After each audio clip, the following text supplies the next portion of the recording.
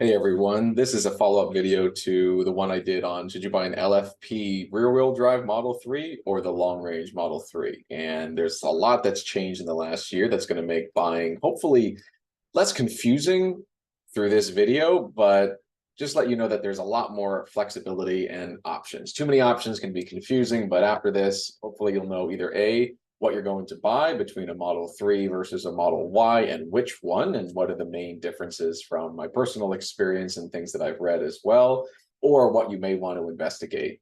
So the main item with that video and what's changed and why I'm making this one is for two main reasons. One is for the first time in almost a year, it's been 9-10 months since the long range has even been available to order. You could only get this basically used, or you had to decide between the rear wheel drive and the performance. And then in addition to that, Tesla has introduced a cheaper Model Y. And so it's like it gets a lot more confusing to make your decision because for some, if you only have a budget for one vehicle, now that these are closer in price, you want to make sure you're thinking about your lifestyle and your needs today and potentially into the future. And so the video I made the other day and why I'm doing this one is I did just confirm as of this morning. So this long range Model 3 is actually using the LFP battery. So a Tesla rep reached out to me. I had submitted my car, which is a 2021 long range 3, to get a trade-in estimate.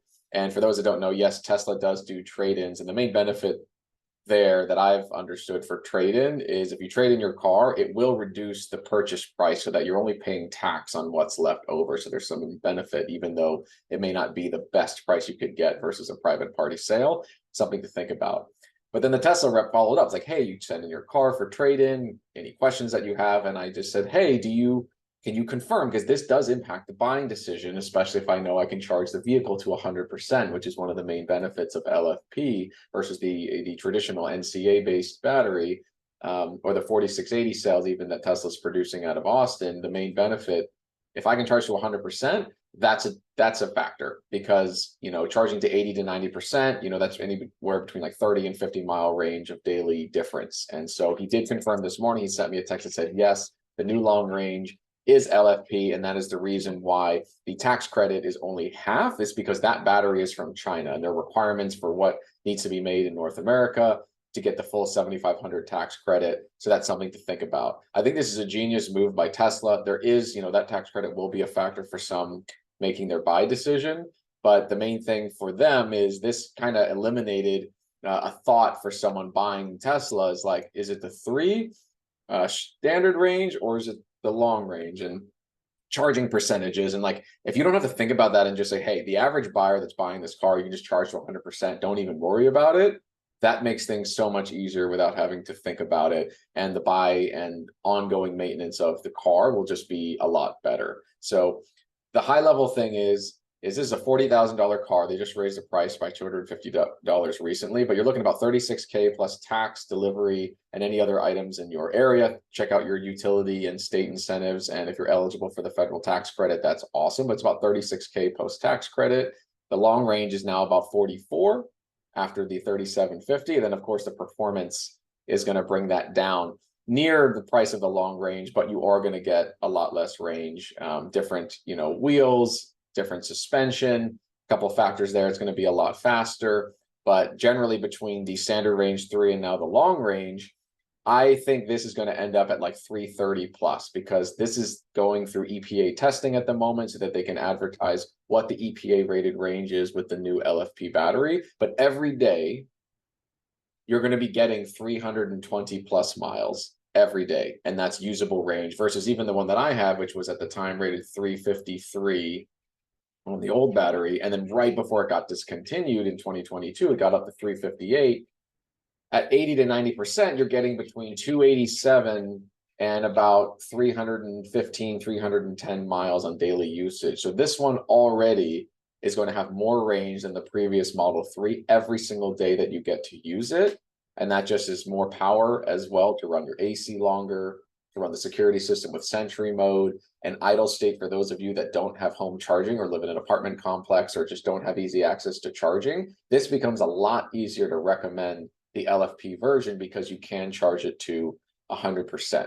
So the long story short is the 3 standard and the 3 long range have the same battery. One has a lot more cells. You're going to get a lot more range. They still haven't changed like the sound system. So you're going to be getting a couple less speakers. You won't be getting a subwoofer with the 3. It's not dual motor. And so there's going to be a feeling difference between driving these cars. So I do recommend, regardless of the information of this video or anything that you're watching, is you need to test drive these cars. You need to go into Tesla, test drive them, check out the colors, what they look like, because you are going to be paying for these colors. Silver was free last year. Now it's not. These paint prices are different depending on the vehicle, between like the X and the Y, but between the 3 and the Y, they're the same. White is free, and you're paying $1,000, $1,500 to $2,000 for paint. And then the wheels as well. I don't personally like these that much. You can get aftermarket ones, or honestly aero covers that replace these ones that are almost just as efficient for a couple $100 or less. And that's what I would recommend, so that you can keep better ride comfort overall.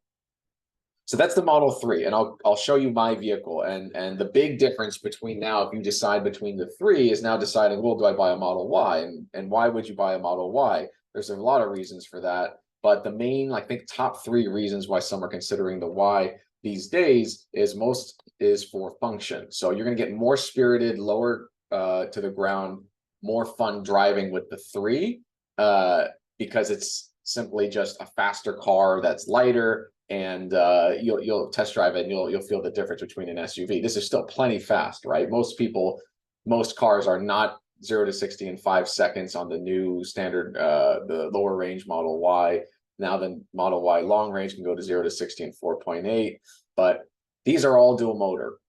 And so the thing to think about for the top 3 is the price, because all 3 of these models are eligible for the tax credit. You're gonna get $7,500. So the Model Y standard range and long range are both less expensive than the Model 3 long range. And you're gonna get a lot more benefits. Yes, there's slightly less range in your day-to-day usage, because you cannot and shouldn't charge. Well, I shouldn't say you cannot. You can absolutely charge these cars to 100, but for longevity of the battery, you're gonna want to drive at 80 to 90%. So day-to-day, you're only gonna be getting about 250 on the Model Y, and then about 300, 280 to 290 on the long range Model Y. So that's a factor in your day-to-day usage. If you don't take any road trips and you're just commuting and you have a reasonable commute or work charging, then this is completely fine, and maybe you'll be interested in saving a little bit of money. It's only a $3,000 difference between the Model Y and the long range. Both are dual motor, both come with premium sound. They're essentially the same exact car, but one has a smaller pack that then reduces the price point slightly for those who don't need that extra range. The other reasons why you might get a Model Y, and I wrote these down, is essentially the look. This looks like the 3, but it's thicker, it's wider, it's taller. If you are someone who's well over 6 feet tall, 6'2", 6'3", 6'4", or carry passengers of those heights, this will be a more comfortable car. I know people of those heights, I think the 3 is just fine, and it's actually completely okay, because overall, if you've never sat in a Tesla, there's a lot more interior space because there's no engine. There's just a lot less things that make up the car, and plenty of storage where the interior space is larger. So those who are like incredibly tall may want to be in the Y, but even those that are 6 feet, 6'2", 6'3", can sit comfortably even in the 3. The cargo space is more than double in the Model Y. So this is a hatchback. So you get the power lift gate on all the vehicles, but for this, you can open it, roll the seats down, and fit an insane amount of cargo space in this vehicle. As you go through these pictures, it may not be this one, but they talk about the interior a lot. And when you go through the interior shots, you'll be able to kind of see, every car has a glass roof, but more specifically with the cargo, I think there's a picture in here somewhere. It doesn't matter. It's a hatchback. And so when you get the power lift gate, you're just getting 76 cubic feet of storage, which is significantly more than the 3. If you have children, this may be a no-brainer for you, is because you can do seating up to 7. So this only says 5 because they only allow that option on the long range. That's another consideration with the Model Ys. You cannot do the option 7-seater, but the long range does allow for 7 seats. It also can tow, and so there's towing capability in this vehicle that doesn't exist on the Model 3. And then there's higher ground clearance. If you do any like light off-roading, this should be something that this is the car that you'll likely use over the Model 3. And then, well, ultimately, at the end of the day, it's up to you on what car suits your needs, but there's the looks, There's the driving and handling, which will feel tighter and faster and smoother. Not smoother, but it just feels more fun and more spirited driving, you could say, in the 3. And then passenger space, cargo space, and if you have children, this may be a better car just for getting in and out of the vehicle, and putting in, a carrier or child seats is just a lot easier, I've heard, with this vehicle.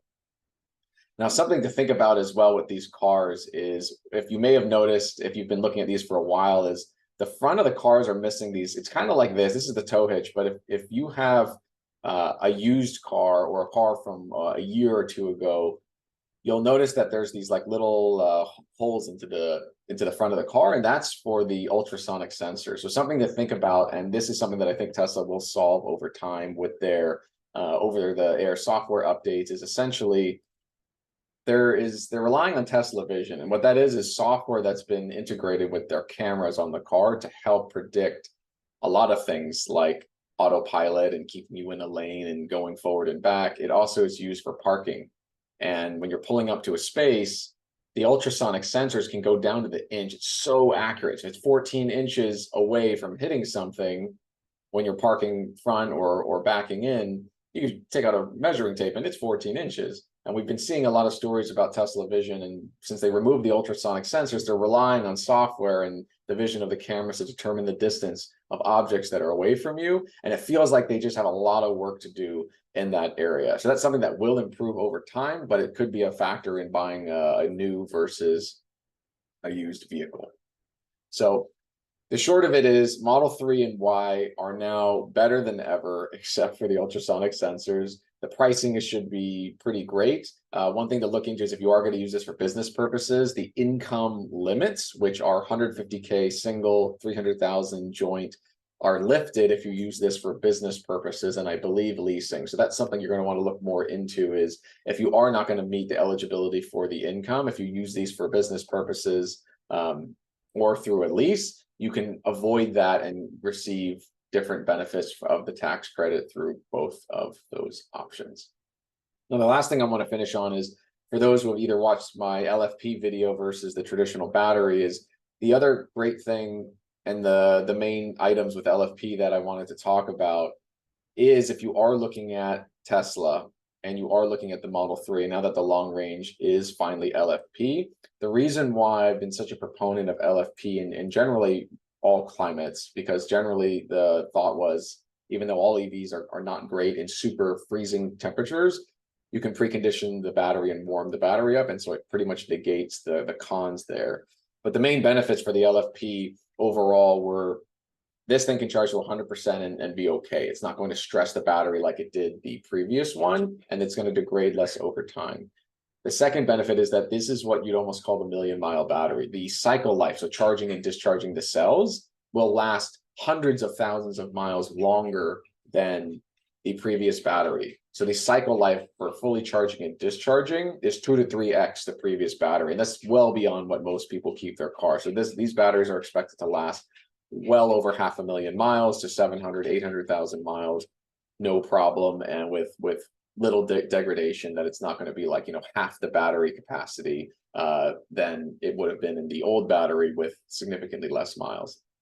The third reason is safety. So the combustion point of these in a catastrophic accident, where the car may be on fire, something happens, you penetrate the protective areas that are protecting the batteries, it's 2 to 3 times higher temperature required to impact LFP versus the other one. So you're less likely to, in my opinion, that tells me like less likely to have the car burn, and you'll have more time to escape the vehicle if anything were to happen as the temperature is rising in the event of a fire or something like that. It's really, really rare, but it is a good factor for safety that the actual cells themselves are safer.